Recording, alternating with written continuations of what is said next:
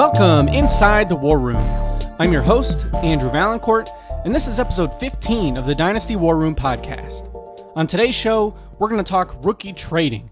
So I've gone through all of my Dynasty leagues and compiled 10 different trades that I think are interesting and provide some good perspective for you, whether you're a contender, a rebuilder, whether you're trying to move a quarterback, whatever the situation is. I think these trades are all very interesting moves and give us something to talk about. So we're going to jump right into this, but first, I just want to say, if you've missed any of our previous episodes, particularly our final rookie rankings for the 2024 rookie draft season, that was episode 13, so go back and check it out on your platform of choice. We're on everything, Spotify, Apple, YouTube, you name it, as well as episode 14, which was about rookie sleepers. So if you're looking for some later round picks, third, fourth, undrafted guys that you want to take a flyer on, that's a good episode to go listen to as well.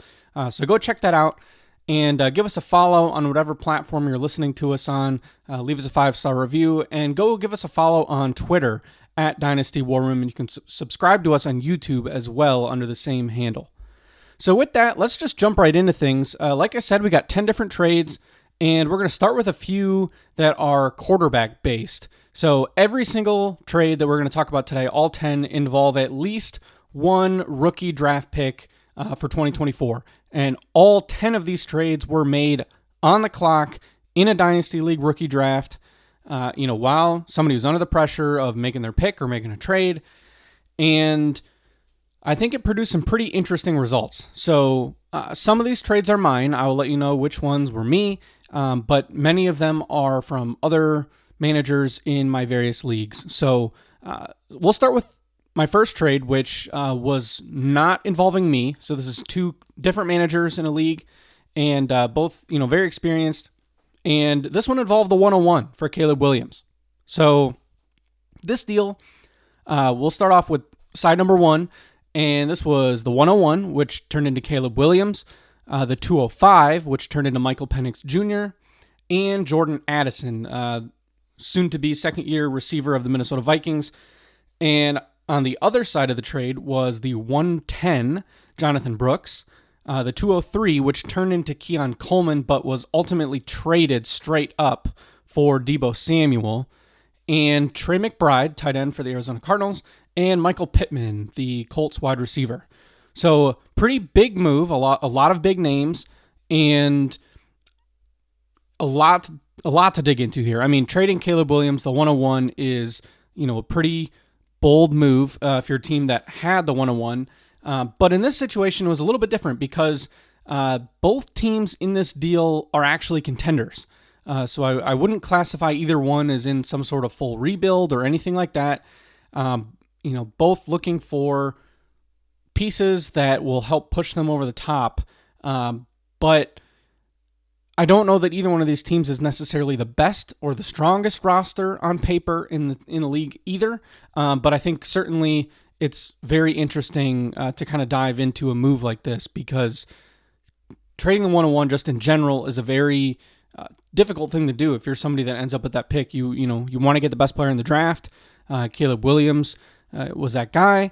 And I ran a poll on Twitter as well where 62% of you said that you preferred the Caleb Williams side, the 101 side of this deal.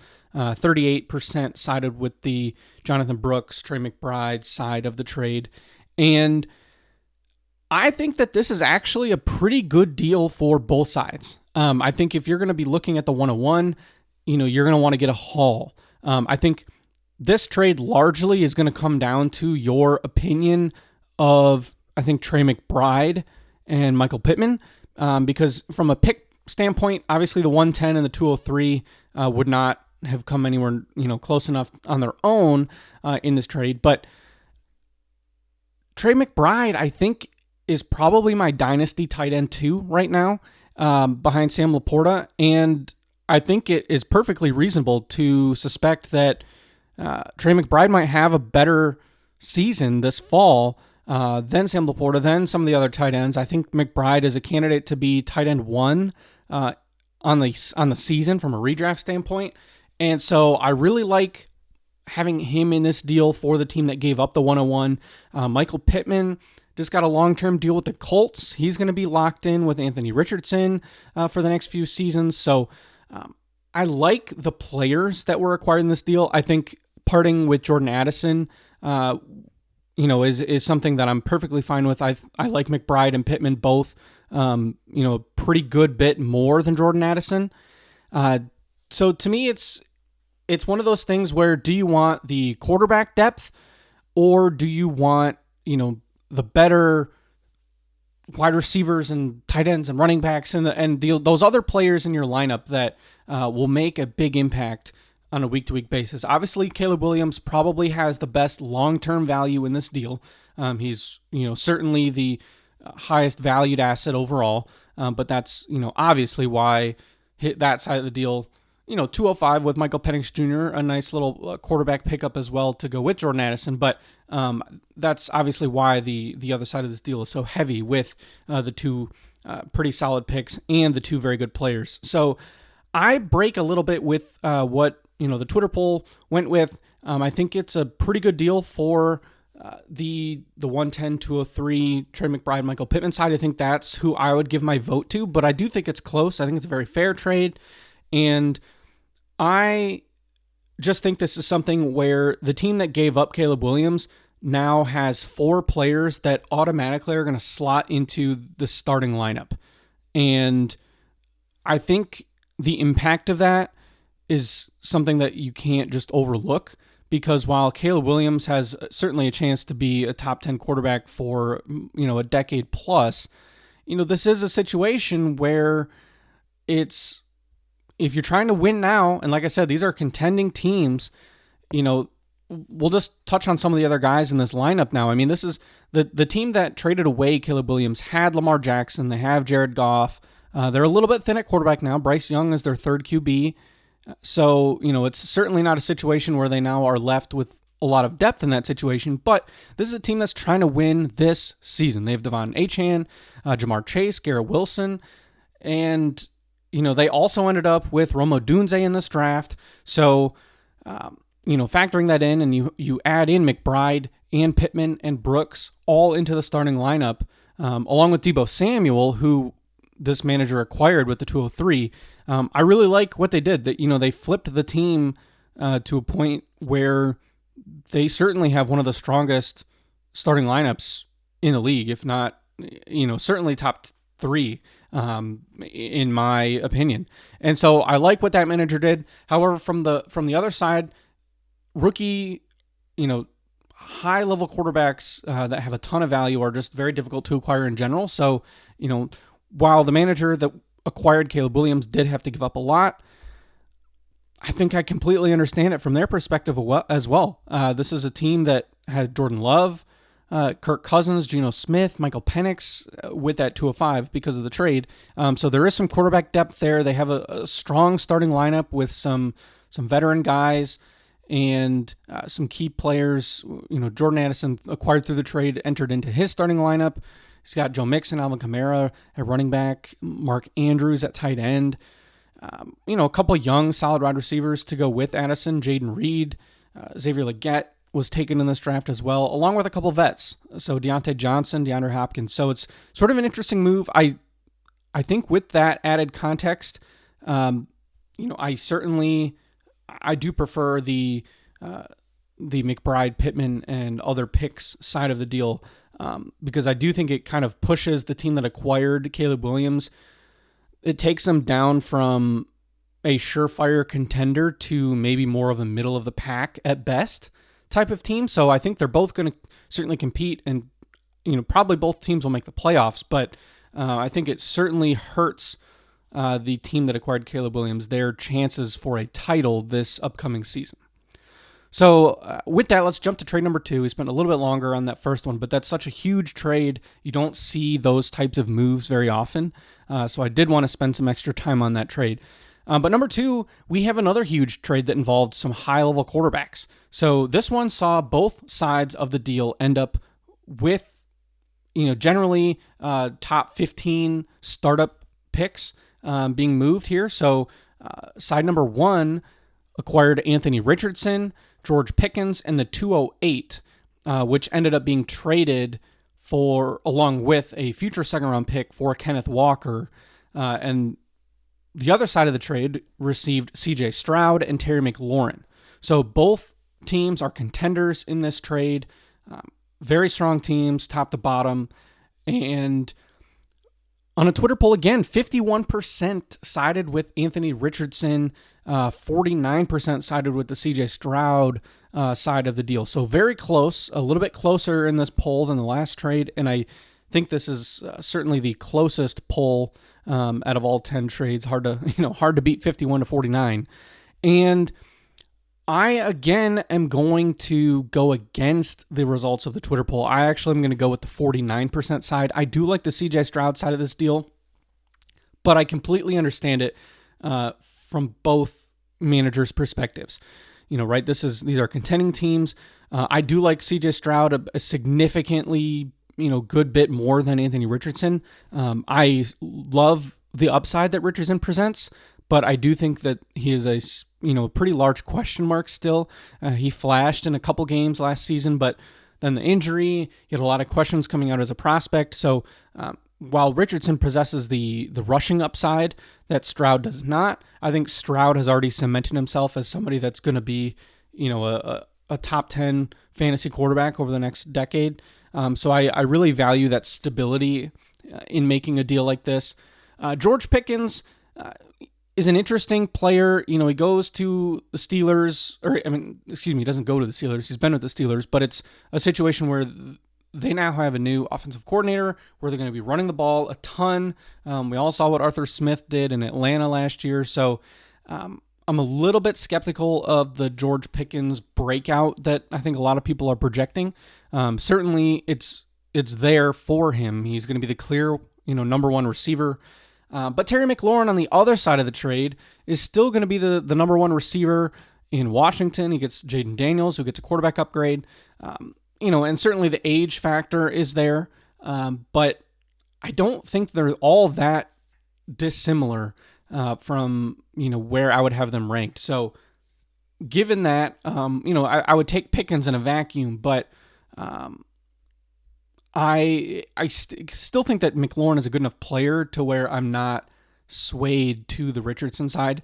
And then the 208, a nice, touch there where I think that's the CJ Stroud tax, is having to toss in another pick to go with Richardson and Pickens. And that manager was aggressive. I mentioned that this is a contending team, and they went out and they used it in a larger deal to acquire Kenneth Walker. So I do like that for that manager in this trade. And I think it's good for both teams. I see both sides, and I think this goes to show you that you can make big moves for quarterbacks. If you're willing to come to the table, you don't have to take a guy and then just, stick with them forever. If you want to go take a guy and make a splash and go for another big-time quarterback, those deals are there to be made. And as the general consensus is, this was a very even trade, essentially 50-50 right down the middle. I think it was only a 1-vote difference, that went with the Richardson side. So a lot to like there for both managers, and it's the type of move that I probably would struggle to make. I tend to shy away from these big blockbuster deals where, you're trading away one of your studs. I don't typically like to do that, but it is very interesting to see these types of moves being made, to know that, hey, they're out there. People are willing to work on these types of deals, and, don't be afraid to go for it if you feel strongly about another player. So moving on, we have another quarterback-focused deal. Trade number 2 that we just talked about is actually the only one that only involves, that only has a rookie pick, one rookie pick in the deal, besides one very small trade that we'll talk about at the end. But that was the only trade that was a little bit more player-focused. All the rest of these deals are certainly very pick-heavy, which is the goal of this episode. So moving on to trade number 3, our third straight deal involving a quarterback, and this one was actually one of my trades. So I made this move in a league where I acquired Jared Goff, quarterback of the Lions, and I gave up Sam Howell, the 212, which turned into Roman Wilson, the 408, which turned into Jacob Cowing, and then a 2025 fourth-round pick. So in my perspective, I think I made out pretty well here. I had what was probably a very middling team, probably one that was not going to make the playoffs prior to this deal. But I had some solid pieces at running back. I had at least three, above average running backs, and I have Tyreek Hill on this team. I have Kyle Pitts. I took Brock Bowers in the draft. So I have some pieces there, but I was extremely thin at quarterback. It was essentially Daniel Jones, Justin Fields, Sam Howell, and that was it. This was an orphan team that I took over, and it was not left in a very good quarterback situation. And so I went out and, just asked around, looked up some, quarterback twos that I thought could be had in a trade with some other rebuilding teams. So I think that my squad here with Jared Goff is now likely a playoff team. I don't know that I'm a true title contender yet. I think I'm probably still a piece away. I could probably use a receiver, but this was a situation where I saw the value in somebody like Jared Goff, who I think is going to be getting a new contract with the Lions soon. So still young enough that even if I am a year away, he'll still be somebody that will certainly help me going forward past just this season. So the team that I was making the deal with is certainly a rebuilding team. They also had a quarterback problem, just not a lot there. It was basically Goff and nobody. So this was a situation where I think they're going into more of a full rebuild, just resetting the position as a whole, getting younger, taking that chance on Howell and adding a few picks to help them kind of build up from scratch. So I like the deal on my side. Of course, I'm a little bit biased, but Twitter agreed with me. 80% sided with the Goff side in this trade. 20% went with Sam Howell and the picks. So there you have it. There's my first trade from today's episode. And like I said, all these trades were made on the clock in rookie draft. So I was on the clock at 2:12. Didn't like what was on the board. And, I probably would have went with Roman Wilson myself if I had stayed. But given my quarterback need, I just decided, hey, I'm going to try to make something happen. And I was fortunate enough to make that deal happen. So next up, we have a trade from my home Dynasty League between two contenders. Very interesting trade. Went down on the clock, and team number one received Zamir White and the 412, which turned into Ray Davis. And team number two received the 208, which turned into Michael Penix Jr. So, like I said, both contenders. And this was a situation where the manager that acquired Michael Penix has Kirk Cousins, was a little bit thin at the quarterback position outside of Kirk Cousins. It was a Josh Allen, Kirk Cousins, and a couple of younger backup types, like an Aiden O'Connell type situation. So I certainly understand the move from his perspective, wanting to get Penix to go with Cousins. Give them both some security and depth, for the future and in case of injury this season. But he gave up Zamir White to do it, which was, a pretty bold move. He was somebody in his starting lineup. This was not a team. Team two does not have a ton of bench depth, but they do have a stable of other running backs to easily fill up his starting lineup. So in that sense, trading from the little depth that he did have to acquire the quarterback that he had his eye on. Whereas the other side of the deal was set at quarterback, didn't seem to love the board at 208 in what fell to him, and was certainly in need of another, flex-worthy or, running back that he could cycle into his starting lineup. So this one was another very even trade, according to Twitter. 53% went with the Zamir White side, and 47% went with Michael Penix Jr. So, 50-50 type of trade.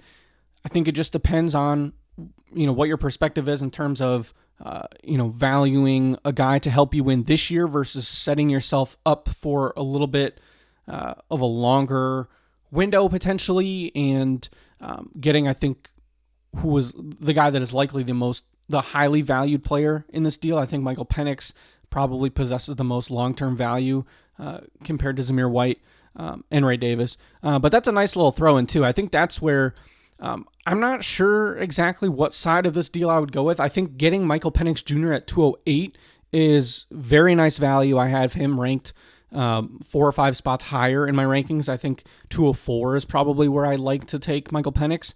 But Zamir White is a solid player too. I think that he's going to have a very nice season with the Raiders. And getting Ray Davis at 412 is more good value for this other manager. So I think if you had taken out the 412, I think Penix for White would have made it a little bit. I think I would have sided with Michael Penix in that situation. But again, this is a super difficult trade to try to pick a side on. Given that both teams are win now type of situation, I'll give my 50.1%, I'll lean to the Zamir White side of this deal just because I like the immediate impact that he can provide. But this is a situation where I like both sides of the deal for both managers. And full disclosure, I was actually trying to trade up into this range as well for Michael Penix in this league. So I was not successful in that. This manager was going with Zamir White. So another reason, hey, if you identify a guy that you are really looking to add to your roster and you want to be bold and, trade an impact player for this upcoming season, sometimes that's what you have to do to, get your guy. And that's what this manager did, giving up Zamir White for Michael Penix. Now, our fifth trade is another deal that I made in a league. And this is one where I was stuck with a team full of, good players, but I really lack the high-end, star players on this team. This is a situation where I took over an orphan team and just a solid stable of mediocre quarterbacks, nothing overly special. I have Baker Mayfield and Geno Smith and Will Levis and Daniel Jones, but no high-level quarterback. I have a bunch of good to great running backs and wide receivers, but no truly elite weapons. And this was just a situation where I knew that if I went into a rebuild, I wasn't going to be able to acquire high enough level picks to be able to kickstart the rebuild the way I wanted. I was sitting in a situation where I had the 102 where I took Marvin Harrison, and then I also had the 202 and 203, which I traded in this deal. So I acquired Josh Jacobs, James Cook, and Zeke Elliott for the 202, which turned into Bo Nix, and the 203, which turned into Michael Penix Jr. So 69% of you on Twitter sided with the player side of this deal, which was my end of the trade. 31% went with the picks. Although there were some people that felt pretty strongly that going the quarterback route was the better end of this deal on Twitter. So, not something that's super straightforward one side or the other, but I wanted to turn this team into a contender for this season. I had the players in my mind to do it, and I still think that Josh Jacobs has some juice left. I don't know that he's going to make it to year 3 or 4 of his contract, but I think that he can play well enough to at least make it through 2 seasons and provide some good fantasy production. James Cook still young enough that I think I can get a solid handful of years out of him. And both of those guys are going to plug right into my lineup. Zeke Elliott, I think, will give me some nice depth off the bench, be able to flex him in as well. I think he's going to get some pretty good playing time.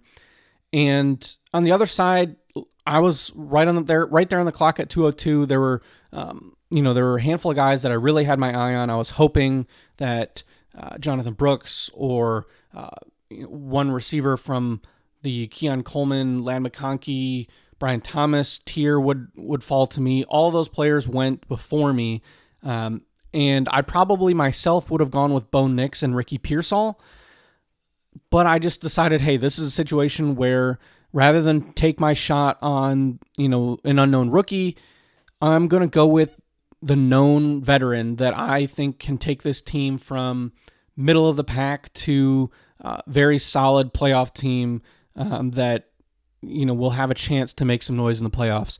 So when I'm in a situation where there's not an obvious enough rebuild path to where I lack complete depth and there's 1 or 2 very obvious moves to make, I like to first try to see if there's a way that I can compete before I tear it all down.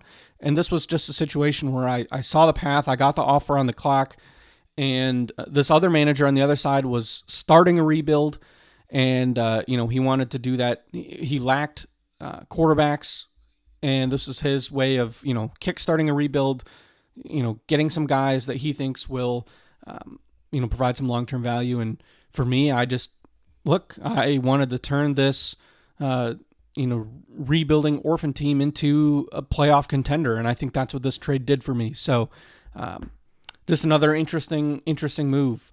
That, hey, you can go get some impact players with second-round picks. It doesn't always have to be you moving a first to get guys that are going to help your team this year. Next up, another trade that does not involve me. Hollywood Brown was traded for the 212, which turned into Troy Franklin, and the 407, which turned into Jared Wiley. The Hollywood Brown side is a contending team. The Picks side is rebuilding. And I understand the situation for both teams here. I prefer the Hollywood Brown side, as do 63% of you on Twitter, to 37% for the Pick side. But this is just something where I think that Hollywood Brown, given the Rashee Rice situation in Kansas City, is going to just be on the field all the time, barring injury. Rice is going to be suspended for, even if it's only a few games. That will impact fantasy value. Xavier Worthy is going to be working himself in as a rookie.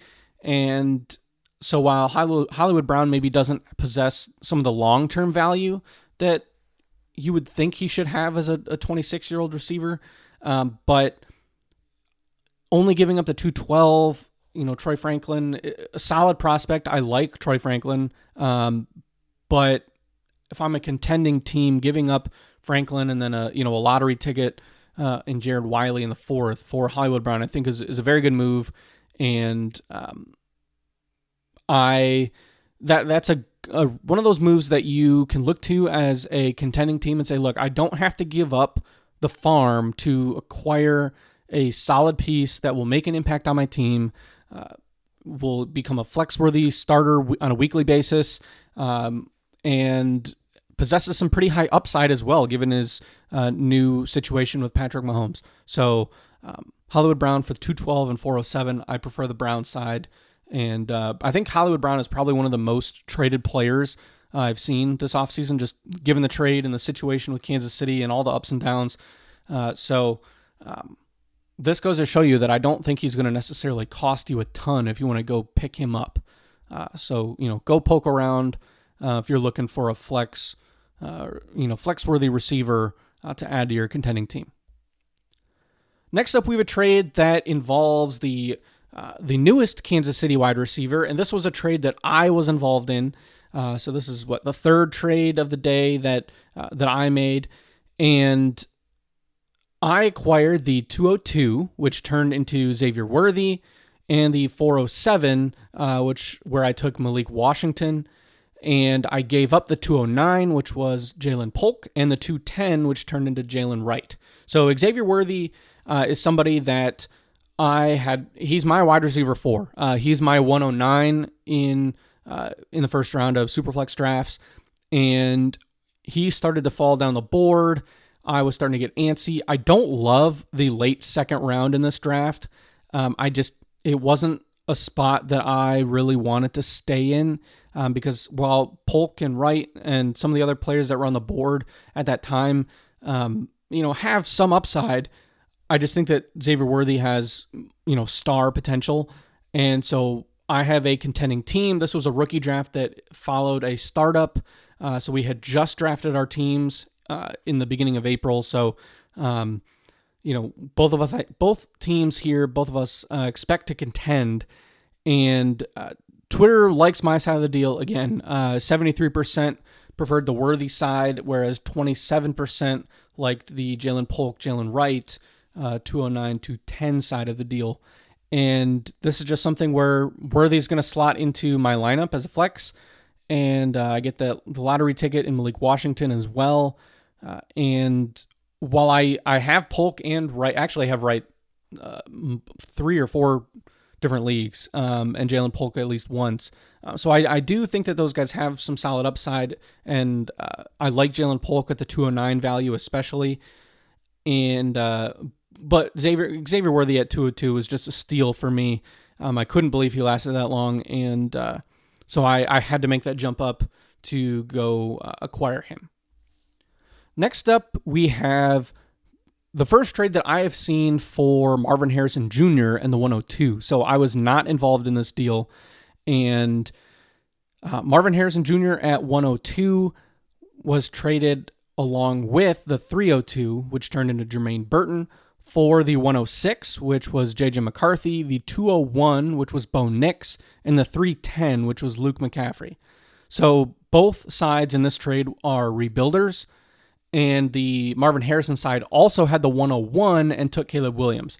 So just an interesting situation here where I think this is probably the cheapest I have seen anywhere of Marvin Harrison being traded. I think that manager probably could have gotten more.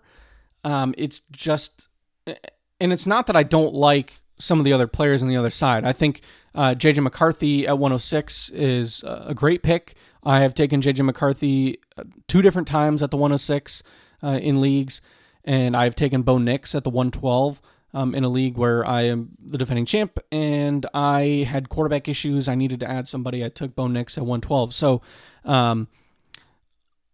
I can appreciate both players and the quarterback value there. Luke McCaffrey, he's, okay. I'm not sure that I love Luke McCaffrey as a prospect. I thought Washington reached on him in the 3rd. I prefer Jermaine Burton significantly to Luke McCaffrey. But I also prefer Marvin Harrison pretty significantly to J.J. McCarthy and Bo Nix. So despite my love for J.J. McCarthy and having him as my 5th overall player, I don't know that there was enough given up to make me want to take that McCarthy side of this trade. So being able to stack, Marvin Harrison and Caleb Williams together on a rebuilding team is just really, really good value to me. And I think that Marvin Harrison is probably going to be, I've said this on multiple shows now, I think this is somebody that is locked and loaded, a top 6, top 7 dynasty wide receiver, over the next 5 years or so at least. So checking in now on the poll. We actually had a late start to getting this poll out there, but I am siding with Twitter on this one. 84% of you like the Marvin Harrison side to 16% preferring the J.J. McCarthy side of the deal. So I do agree with the masses on that one. I think that the Marvin Harrison side is the better end of the deal. And next up, we have one other trade that also involved quarterbacks. So a lot of quarterbacks getting dealt on draft day. This one, the 107, Rome Odunze, was traded along with Deshaun Watson and a 2025 second-round pick for the 104, which was Jaden Daniels, and Baker Mayfield. So this is a really, really interesting trade, more so because of the context that goes with it. Because if you look at it in a vacuum, I think I would prefer the Rome Odunze, Deshaun Watson second-round pick side, because I don't think that there's a huge gap between Daniels and Odunze as a prospect. I had my top tier cut off at 103, where I had Malik Neighbors, and I had 104 through 107 with Daniels, McCarthy, May, and Odunze all together. And so from that standpoint, if this was just a no context added, I do like the Rome Odunze, Deshaun Watson side. However, this was something where the Rome Odunze, Deshaun Watson side of this trade is a team that is rebuilding, but they have their quarterback position set. So they're loaded up at QB. They have Jalen Hurts, Kyler Murray, and then their running backs, receivers, tight ends were all very weak. So they really needed some help at those other positions. In addition to Hurts and Murray, they also drafted Drake May and Michael Penix. So lots of quarterback depth for the side that acquired Deshaun Watson. So there's now 5 quarterbacks on that roster that are worth noting. So giving up Jaden Daniels and Baker Mayfield to pick up essentially, Rome Odunze, and you get that future second. I think it's a pretty good move for that team from a rebuilding perspective of, hey, I'm set at quarterback. I've got my two studs. I've got my guys for the future in May and Penix. I got my middling, high upside, low floor guy in Deshaun Watson. But I need help at receiver. And so he went out and he got Rome Odunze. I like that. I like that he got the extra second-round pick. But on the other side of the trade, you have a very, very strong starting lineup contending team that was weak at quarterback. They had C.J. Stroud, and that was essentially it before the draft and before the trade. So they had Stroud and Watson. They moved Watson in this deal to acquire Jaden Daniels and Baker Mayfield. So now you go from two quarterbacks to three starters on your team. I love the upside that Jaden Daniels has for fantasy with the rushing. And Baker Mayfield's a very solid, capable QB2 in Superflex Dynasty League. So I like the depth that was acquired. They also drafted Bo Nix in this rookie draft. So definitely some added depth there now. And I like it for both sides. I really do. I think this is a really creative trade. And Twitter has us as being pretty even. 54% of you at this time of recording prefer the Jaden Daniels Baker Mayfield side, whereas 46% of you like the Rome Odunze Deshaun Watson and a 25-second side of the trade.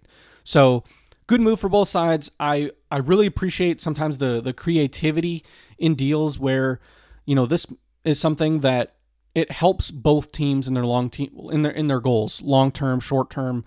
It's a win-win for both sides, and so I think that's a really good deal for both parties in this trade. Now, our final trade of the show. This is one that I was involved in, so I think I gave you four trades that I made on the clock in drafts on this episode, and 6 trades from other people. So this was one very, very small deal. So I acquired Greg Dulcich, and I gave up the 410, which turned into Spencer Rattler. So I included this trade because I think it is worth noting that not every trade has to be huge. You don't have to give up, 2 quarterbacks and first-round picks and, all these players in trades that are helpful for your dynasty teams. This was a situation where I have a team that can contend and should be a playoff team, but I was weak at tight end. I didn't have any good rookie tight end options on the board at this time at the 410, and I was stuck sitting in a spot with Dalton Schultz and Darren Waller, who, while I appreciate Schultz, he's now in a very crowded, offense in Houston, and then Darren Waller has been threatening to retire all offseason. So I had no depth. I didn't have an opportunity to address this position earlier in the rookie draft, and I felt like Greg Dulcich for the 410 was a pretty good move for me. I think a lot of people have given up on him, but Denver didn't take a tight end in this year's draft. They don't really have anybody that's threatening Greg Dulcich.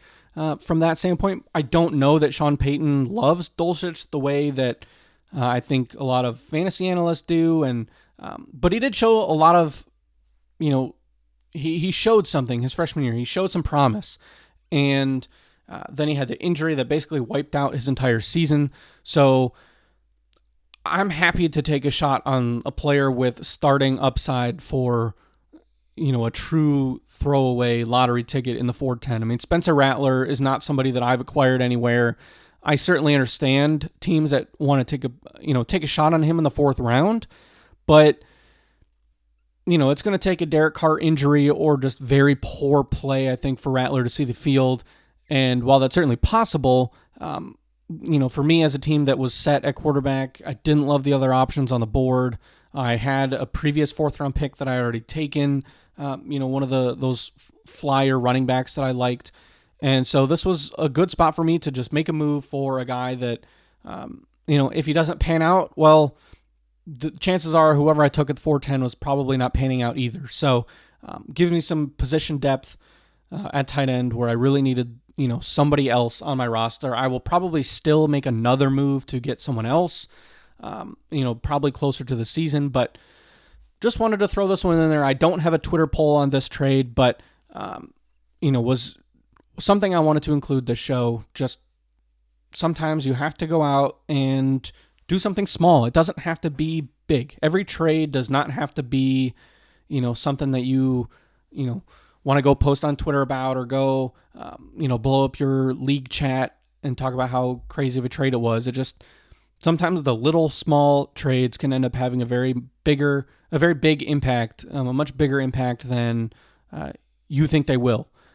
So that's what I'm hoping this trade does for me. I'm hoping that Dulcich can turn into something that will be useful. And so that is why I decided to go ahead and make that move.